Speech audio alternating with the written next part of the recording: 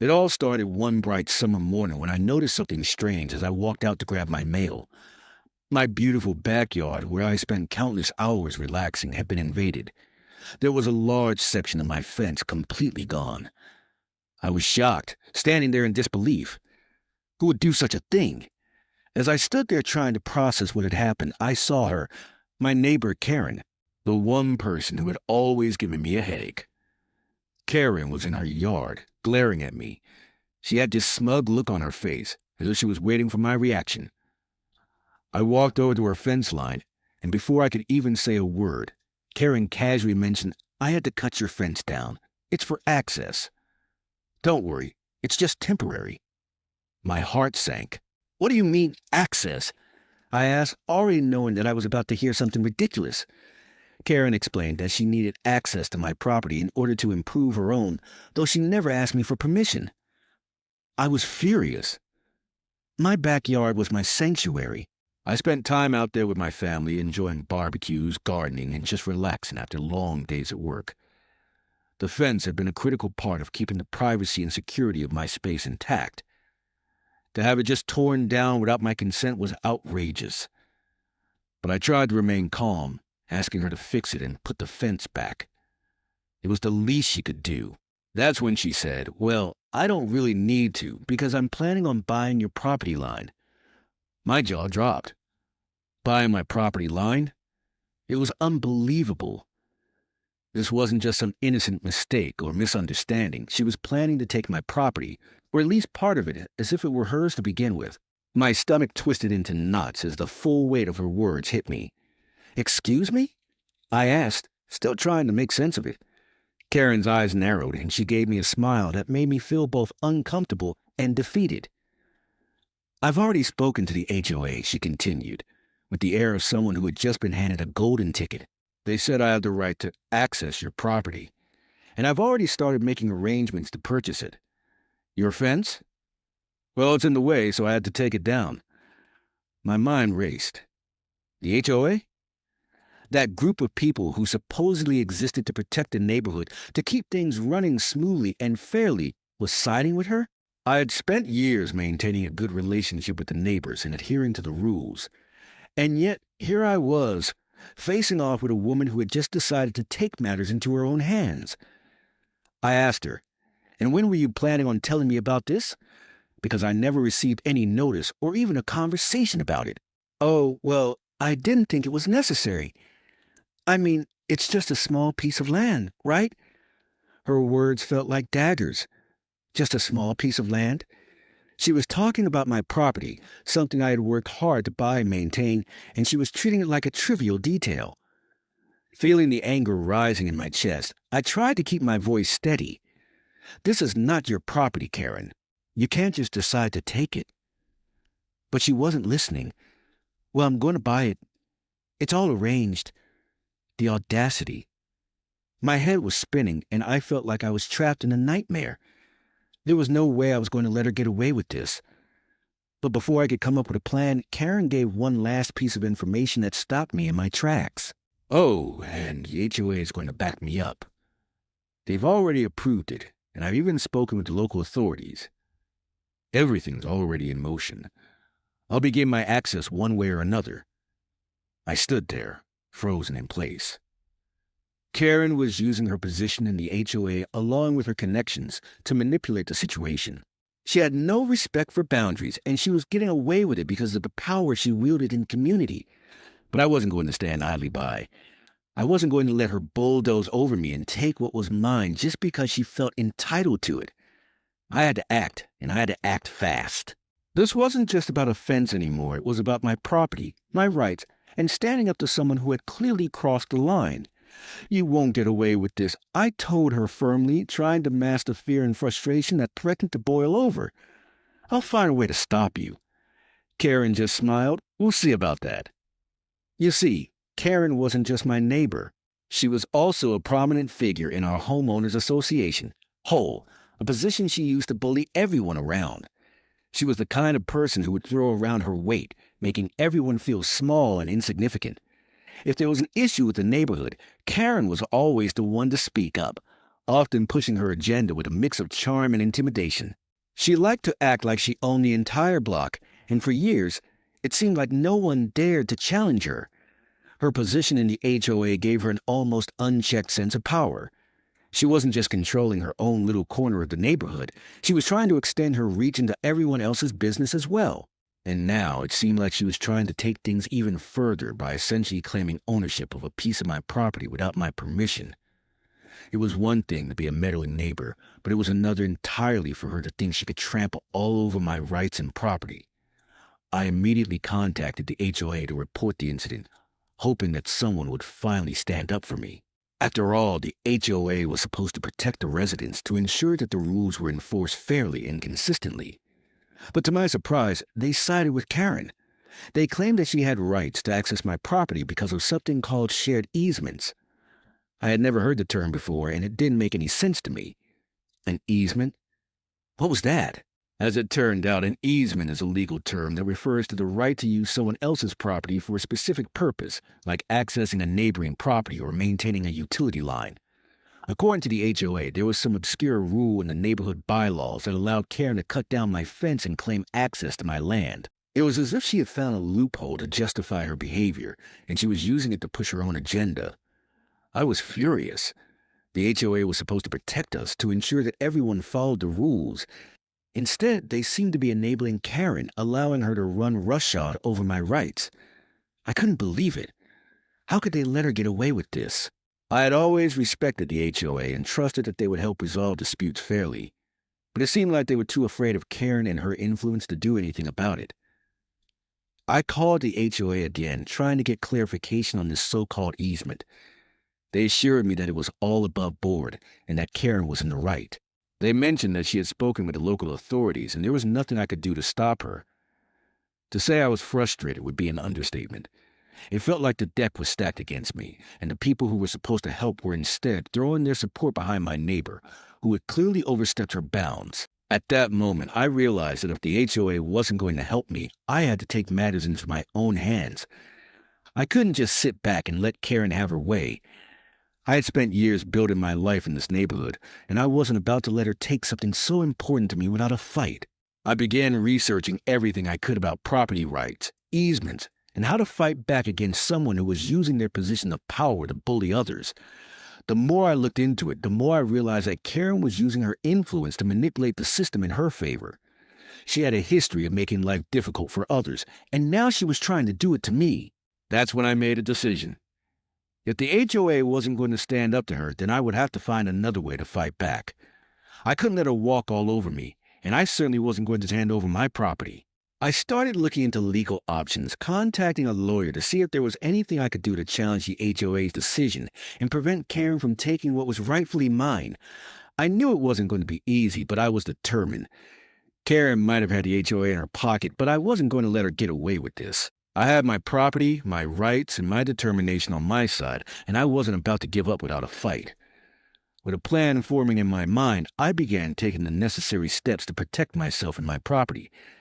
The HOA had failed me, but I wasn't going to let Karen win. It was time to take control of the situation and ensure that I didn't lose what I had worked so hard to build.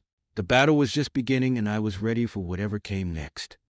That evening, after the dust had settled and the anger of Karen's intrusion still simmered in my chest, I sat down to research everything I could about property rights, easements, and how to fight back against an overbearing neighbor. My mind was racing, trying to find a way to take control of the situation without giving in to Karen's manipulative tactics. I knew I couldn't rely on the HOA anymore. They were clearly biased, and Karen was using her connections to get what she wanted. The more I researched, the more frustrated I became. Karen had found a loophole, using the easement laws to justify her taking down my fence.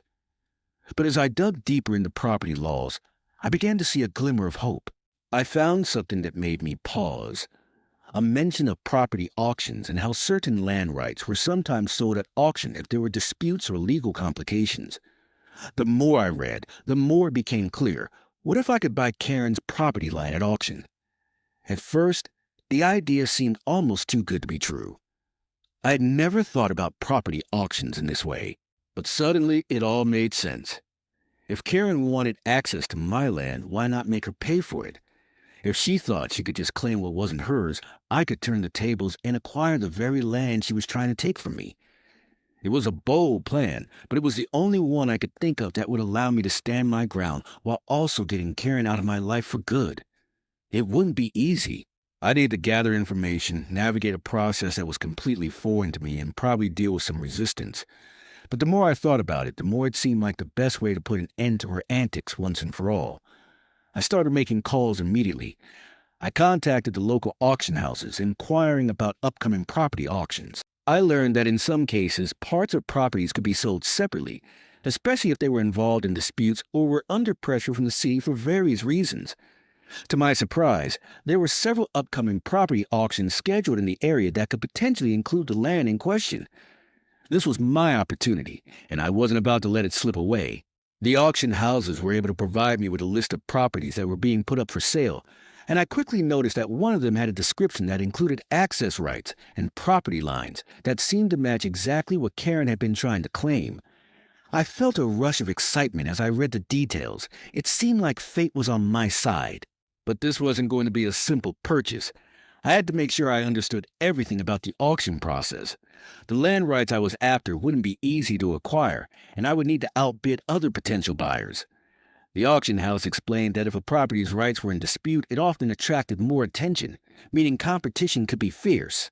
There was also the matter of finances. Bidding at an auction wasn't just about showing up and raising your hand. It involved serious financial commitment with the need for upfront deposits and the possibility of a lengthy bidding war. I didn't care. I was willing to do whatever it took to stop Karen and make her pay for what she had done. I had already decided that if the auction included the property line Karen was eyeing, I would make sure to bid aggressively. This was my chance to regain control and send a strong message. Karen thought she could intimidate me, but she had no idea what I was about to do. Over the next few days, I pored over more auction details, studying the list of participants and the rules of the auction. I also sought legal advice, ensuring that the transaction was legitimate and that my rights would be fully protected once I secured the property line. Every step of the process became more complex, but I was determined. I couldn't let Karen win. The closer the auction date got, the more nervous I became. But this wasn't just about buying land. It was about reclaiming my peace and putting an end to Karen's control of the neighborhood. If she thought she could just take whatever she wanted because of her HOA position, she was sorely mistaken. I marked the date of the auction on my calendar and began mentally preparing myself for what lay ahead. I had never participated in an auction before, and I knew I would have to be strategic and quick on my feet. The goal was clear. Win the auction, get the property line, and force Karen to back off. The night before the auction, I couldn't sleep. My mind was racing with scenarios. What if I didn't win? What if Karen was there, bidding against me? But no matter what happened, I was prepared to fight for what was rightfully mine. As I lay in bed staring at the ceiling, I knew one thing for sure. Karen's days of manipulating the HOA and trying to take what wasn't hers were over. This auction would be the turning point. The day of the auction arrived faster than I expected. As the date neared, the mix of excitement and anxiety was overwhelming. I had spent the last week preparing, reading up on auction tactics, and securing the funds I would need to make a serious bid. Despite all my preparations, I still felt the weight of the situation. This wasn't just about land. This was about standing up for myself, my property, and ensuring that Karen couldn't bulldoze over my rights any longer. I arrived at the auction early, taking my seat in the crowd. The room buzzed with energy, filled with bidders, brokers, and curious onlookers. As the auctioneer began, the tension in the air was palpable. It felt like every eye in the room was on me, especially when Karen, in her typical smug fashion, made her grand entrance and took her seat in the front row. I noticed how she glared at the auctioneer, probably trying to assert her dominance even here. She was clearly under the impression that she had this in the bag, but she didn't know that I had prepared myself for this moment. The auctioneer began to announce the lots, one by one, but I could feel my pulse quicken with every passing moment. My lot was approaching.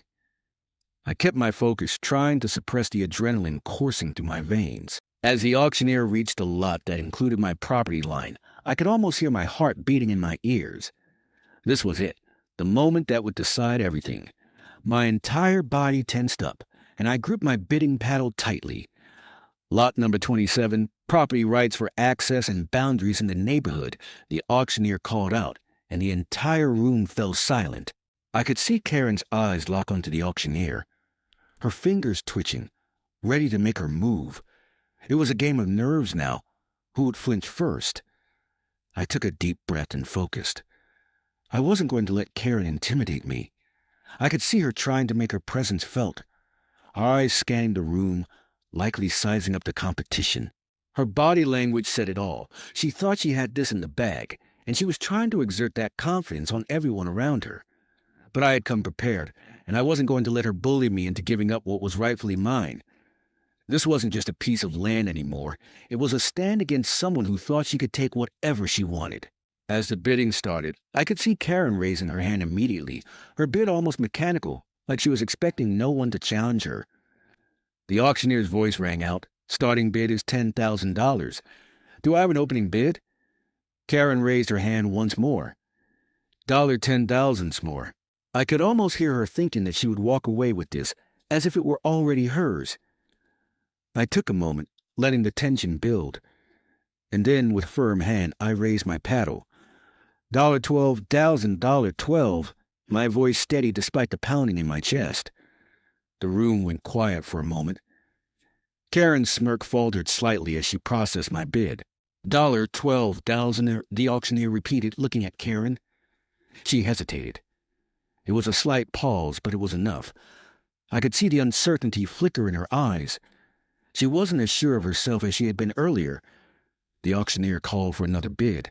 $12,000. Going once, going twice. I could see Karen's fingers twitch, her eyes darting around the room, assessing her options. But then she did something I hadn't expected. She raised her hand once again, this time with a bit more urgency. $14,000, she said firmly, trying to regain control of the auction. She wasn't backing down just yet, but I wasn't going to let her win.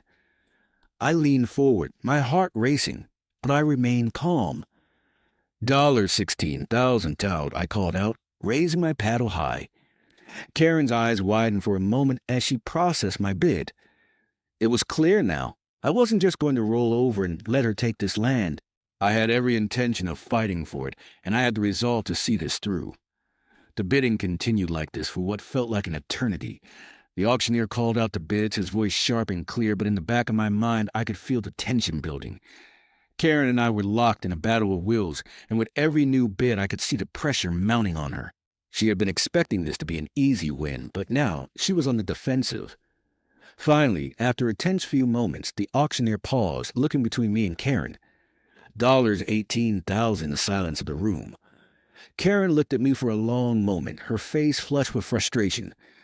Then, to my surprise, she lowered her paddle. The auctioneer slammed his gavel down. "Sold," he announced, his voice echoing through the room. I couldn't believe it. I had won. I had successfully bid for the property line Karen wanted so badly, and I had taken control of the situation once and for all. As I walked up to the front to claim my victory, I saw Karen sitting there, her face pale and filled with shock. She couldn't believe it. She had underestimated me, and now she was left with nothing. I couldn't help but feel a sense of satisfaction as I watched her squirm. This wasn't just a win, it was a message. Karen had thought she could take whatever she wanted, but she had underestimated me. I had fought back, and I had won. As soon as I walked up to claim my prize, I couldn't help but feel a sense of satisfaction. The entire room was still buzzing with murmurs, but for me it felt like time had slowed down. I had just won the auction, securing the very land that Karen had been trying to claim for herself. Karen's smug face, which had been so confident just hours earlier, had completely disappeared. She was now standing in stunned silence, her mouth agape, unable to process what had just happened. I couldn't suppress the small grin that crept across my face. She had always used her influence in the HOA to intimidate the neighbors, and now, for once, she had lost. She had underestimated me, and it felt so incredibly good to see her realize that. The sense of victory was unlike anything I had ever experienced before. I had fought back in the most unexpected way, and now my property and my peace of mind were secured. As I left the auction house, several of my neighbors who had been present approached me, offering congratulations and expressing their disbelief.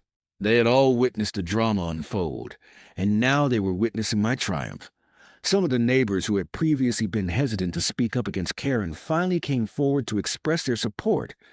The shock of the situation had left them in awe of how I had handled everything. Word quickly spread throughout the neighborhood, and in the following weeks I received a lot of attention, both positive and negative. On the one hand, many of my neighbors came to me with words of encouragement. They praised me for standing up to Karen, and some even apologized for not speaking out sooner when they had seen how much influence Karen had over the HOA. It was heartening to know that I had inspired others to stand up for what was right, even when the odds were stacked against them. The HOA, however, was a different story. Some members who had previously sided with Karen now seemed to reconsider their stance. I had received a few apologies from them as well. They admitted that they had let Karen's position cloud their judgment and acknowledged that I had every right to defend my property. I couldn't help but feel a little smug about that too, especially after hearing the whispers around the neighborhood about how Karen had used her influence to bully others. It was truly a victory, but I knew the battle wasn't over. Karen wasn't the type to back down quietly. As expected, she decided to take the matter to court. She filed a lawsuit against me, claiming that I had no right to block her access to my property. She argued that her so-called rights to the easement were being violated and that I was acting in bad faith. Her arrogance was as apparent as ever, but I wasn't intimidated. I immediately contacted my lawyer, who assured me that my legal standing was solid. We gathered all the necessary paperwork, including the auction records, property deeds, and evidence that proved Karen had never had any legal claim to my property. The case was pretty straightforward. The land was mine, and I had followed every legal protocol to secure it. The more I thought about it, the more confident I became. Karen had lost, and no matter how hard she tried to fight, she couldn't change the facts. The court date arrived, and as we walked into the courtroom, I could see Karen sitting at the defense table, her expression a mix of defiance and frustration. I was calm, collected, and ready to stand my ground. The judge heard both sides of the argument, with Karen's attorney presenting her case, while my lawyer and I countered with the overwhelming evidence in my favor. The judge's ruling came swiftly. The land is rightfully the plaintiff's, the judge stated, addressing Karen directly. There is no legal ground for the defendant's claim. The court rules in favor of the plaintiff. Karen sat there, seething with anger, but there was nothing she could do. The judge's decision was final, and there was no room for appeal. I walked out of the courtroom feeling victorious. Karen, on the other hand, had no choice but to accept the reality that her manipulation had come to an end. The look on her face as the judge's gavel came down was something I would never forget. It was a final confirmation that I had done the right thing, and it felt like a weight had been lifted from my shoulders. Over the next few weeks, things began to settle down. Karen tried to maintain her position in the HOA, but her reputation had been severely damaged. She had lost the trust of many in the neighborhood, and her once tight grip on the HOA started to slip. I didn't hear from her much after the trial, and when I did, it was clear that she was no longer the same confident figure she had once been. For me, though, the victory was about more than just property or the auction. It was about standing up for myself, not letting anyone push me around, and proving that no one is above the law. In the end, it wasn't just a win over Karen. It was a win for all of us who had been silently suffering under her dominance. I had made a difference, and that, more than anything, was the most rewarding part of all. Over time, I set to work repairing the damage to my fence, restoring it to its former glory. But this time, I reinforced it, ensuring that no one, especially Karen, could ever tear it down again. I wasn't going to make the same mistake twice. This wasn't just about fixing a fence. It was about taking control and protecting what was rightfully mine. I made sure that every post was solid, every plank was secure, and that the boundary was clear. In a way, rebuilding the fence became a symbol of the victory I had fought so hard for. But the repairs weren't just physical. The emotional scars from this ordeal also took time to heal. When I first moved into the neighborhood, I had envisioned peaceful weekends in my backyard, spending time with my family and friends, but instead Karen had brought conflict and frustration into my life. It had been a hard lesson, but one I was glad to have learned. Over time, I found a sense of calm and pride in my newfound control of the situation. The neighborhood, too, began to shift. At first, I had been the one on the outside, unsure of how people would perceive my decision to stand up against Karen. But as time passed, I began to notice something. The neighbors who had been too afraid to speak out against Karen started coming to me. They came with respect, offering words of support, and even expressing their appreciation for the way I handled the entire situation. The power dynamic had shifted. Karen no longer held the same sway over the community. The people who had once feared her began to see me as a kind of quiet hero, someone who had taken a stand when no one else would. Karen, of course, never took this well. She tried to maintain her position of authority in the neighborhood and in the HOA, but her reputation had been tarnished. The smug, self-assured demeanor that she once wore like a shield was now a faint echo of her former self. When I passed her in the street, I saw her eyes flicker with something I had never noticed before. Respect. It wasn't much, but it was there, buried beneath the layers of pride and bitterness. She didn't learn how to be a better neighbor, though. At least not in the way that most people would hope. In fact, Karen never quite bounced back from the ordeal. I watched as she began to isolate herself from the community, unable to regain the trust she had lost. Her power and influence over the HOA diminished, and the once dominant figure who had walked around like she owned the place found herself in an uncomfortable position of being just another resident. In the end, Karen's attempt to take advantage of me had backfired. She learned the hard way that you don't mess with people who are willing to stand up for themselves. What she had underestimated was the resilience and determination that I had to protect what was mine. In her arrogance, she had thought that her position and influence would allow her to bulldoze over me. But what she hadn't counted on was my unwillingness to back down and my ability to turn the tables in a way she never saw coming. As for me, well, I walked away from this experience with a valuable lesson. Don't let people walk all over you, and always be prepared to fight for what's yours. I had let Karen push me around for far too long, but once I decided to stand up for myself, everything changed. I realized that sometimes you have to be willing to go the extra mile, even if it means taking an unconventional route to protect what matters most. Karen tried to take advantage of me, but in the end, it was her downfall. I had taken action, and I had won not just the battle for my property, but also the peace of mind that came with knowing I had done the right thing. I had proved to myself and to everyone else that standing up for what's right was always worth the fight. It wasn't just a win for me. It was a win for everyone who had ever felt powerless in the face of injustice. I had shown the neighborhood that no one is above the law, and no one should be able to push others around just because they hold a position of power. As for Karen, I'm not sure if she learned anything from the whole ordeal. She never admitted her wrongdoings, and I doubt she ever truly understood the lesson. But one thing was for certain. She would never be the same. The confident, controlling Karen that once ruled over the neighborhood was gone. The community had moved on, and I had finally taken my rightful place in it. If you enjoyed this story, don't forget to hit that like button, share, and subscribe for more unbelievable tales from the neighborhood. Thanks for watching.